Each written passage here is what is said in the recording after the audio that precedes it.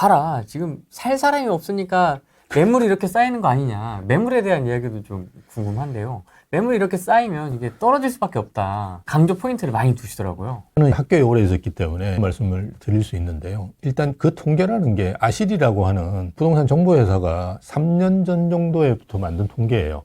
그게 어떻게 만드느냐 그러면 네이버에서 이제 크롤링해서 그죠. 우리가 그 매물 중복 같은 건 아마 제외하겠죠. 그렇게 해서 하는 건데 이게 공식 통계도 아니고 사실 통계로서의 가치를 가지려면 상당히 오랜 기간이 필요합니다. 우리 통계를 정립하기 위해서는. 그런데 굉장히 이제 짧은 기간 안의 통계고, 물론 이제 추이를 보는 거는 저는 의미가 있다고는 생각하는데, 저는 참고 자료로 쓰지 신빙성 있게 보지는 않습니다. 정부의 공식 통계도 많이 있고, 우리가 KB 통계도 있고, 그죠? 그런 데들은 80년대부터 통계를 만들어 온 데입니다. 그죠? 그리고 부동산 124도 제가 다녔지만 90년대 후반부터 만들어 온 통계, 거의 30년씩 통계를 만들어 온 데에서 가지고 있는 통계하고 그걸 단순히 비교하는 건 위험하다고 보시는 게 맞고요. 또 하나는 이제 매물이 중요한 건 매물의 가격이 중요해요. 호가를 내가 어느 수준에 내놓느냐가 되게 중요한데, 지금 아마 여러분 그 주거선호지역이라고 제가 말씀드린 한 10개 구라고 볼 수 있겠죠. 그런 데 가셔가지고 여러분이 생각할 때 이거 정말 저렴한 매물이 나왔네, 전화 한번 걸어보시는지 찾아가 보시면 그 매물은 없어요. 대부분이 다 기존에 거래됐던 것보다 호가를 높여가지고 거래를 내놨어요. 근데 이게 떨어지려면, 즉 IMF라든지 금융위기가 왔을 때 우리가 가격이 많이 떨어졌잖아요. 그렇게 되려면 지금 거래된 것보다 호가가 더 낮아야 돼요.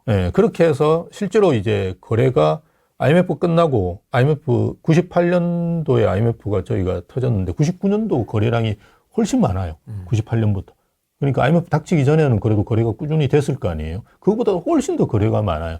그리고 2008년보다 2009년 거래가 훨씬 더 많아요. 왜? 가격이 뚝뚝 떨어져 나오니까 그동안 이제 살려고 대기하고 있던 분들이 확 들어가서 산 거예요. 물론 2010년이나 이렇게 되면 또 쭉 떨어져요. 왜?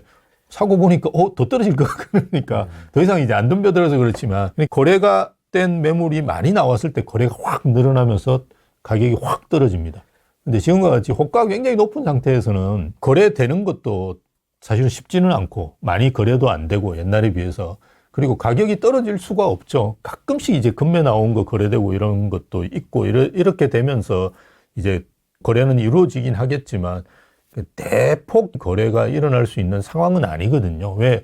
사는 사람 입장에서도 갑자기 막 3억, 5억씩 오르는데 그래도 좋아요 이러면서 덤벼들 사람은 많지는 않거든요. 그럼 또 관망하잖아요. 떨어져 보고 있거든요. 그래도 계속 오른다 그러면 또 추격 매수를 하는 거고요. 주식하고 거의 비슷합니다. 부동산도. 대신에 이제 호흡이 길다는 것만 좀 차이가 있다고 보시면 되는데요. 그래서 통계에서 호가 수준 자체가 다르고, 그 다음에 가장 매물이 적었을 때가 언제냐 그러면 2022년 말, 23년 초에 서울의 아파트 매물이 가장 적었어요. 몇만 건이었을 것 같으세요? 2만 건이었습니다. 매물이 그렇게 작았으면 가격이 폭등해야죠. 아무도 안 샀죠. 아무도 안 사요. 안 팔리니까 매물도 안 나오는 거예요.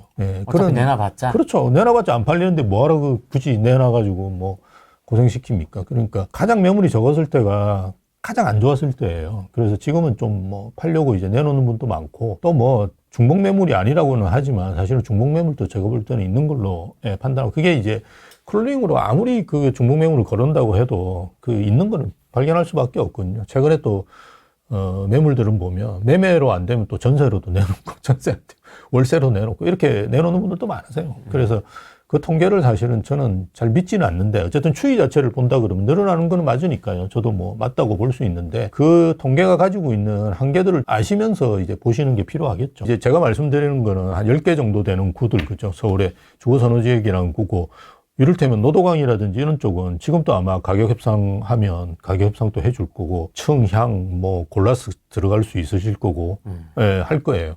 왜? 거기는 아직까지 그런 훈풍이 안 갔으니까요. 그죠? 그리고 지금과 같은 시기에 단기적으로 저는 끝날 거라고 보지는 않거든요. 왜냐하면 일단 입주 물량이 없어요. 지금 우리가 여러 가지 변수 중에 딱 불안한 변수는 그 내수 경기 침체 외에는 모든 변수가 다 긍정적이에요.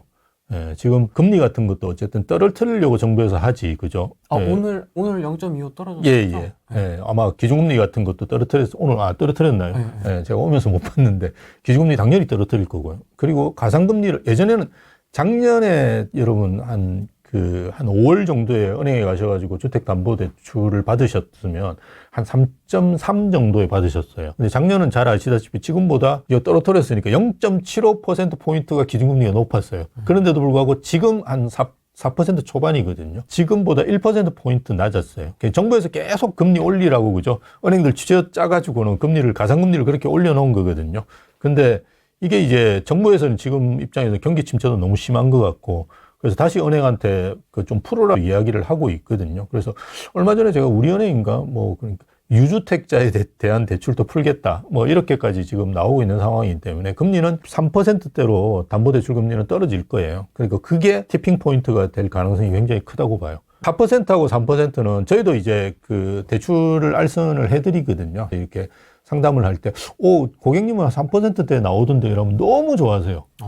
너무 반갑죠. 너무 얼마 만에 3%대야. 그러니까 4% 중반쯤 될 줄 알았는데 갑자기 3%, 3.9 이거는 전자계약하고 저희는 이제 다 전자계약으로 합니다. 전자계약하고 월급 통장 이런 것도 다 하고, 그죠? 이렇게 꼭 여러분 물론 대출 전문가분들 말씀 많이 하시겠지만 내가 주거래은행이 있는데 꼭 거기만 하실 필요는 없어요. 다른 데 알아보시면 훨씬 더 공격적으로 나오는 데가 꽤 있습니다. 하나은행 이런 데가 좀 공격적으로 하는 대로 제가 알고 있는데요.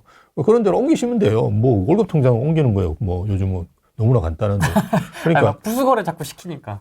그래도 일단 옮기셔가지고 대출 받는 게 어쨌든 여러분 5억 이상씩 요즘은 5억에서 10억 사이 정도 받으시는 분들 많거든요. 네. 그러니까 그게 0.5%만 돼도 엄청납니다. 그렇게 옮기셔가지고 하시면 되는데 3%대까지 떨어지면 아마 상당히 시장에 많이 들어오실 거예요.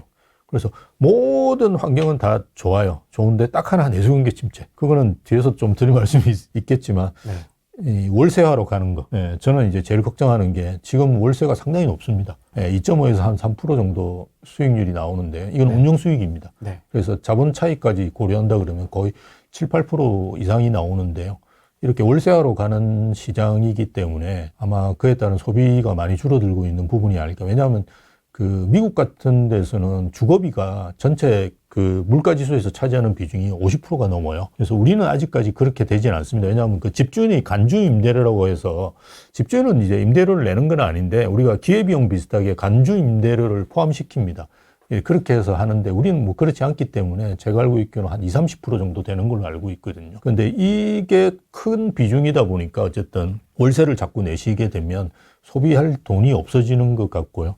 그리고 최근에 이제 GDP 대비해서 가계부채의 증가 속도는 꽤 되는데요. GDP 대비해서 가계부채는 조금씩 줄어들고 있습니다. 원래 한 100% 가까이 가다가요. 99까지 간 걸로 제가 알고 있는데 최근에 한 90%로 떨어졌어요. 그러니까 은행에서 대출 쪼이고, 그죠? 정부에서도 대출 못하게 하고 이러다 보니까 대출을 안 받으면 돈을 쓸 수 없는 분들이 많거든요. 이런 분들 소비들부터 많이 줄어드는 게 아닌가 싶기는 합니다.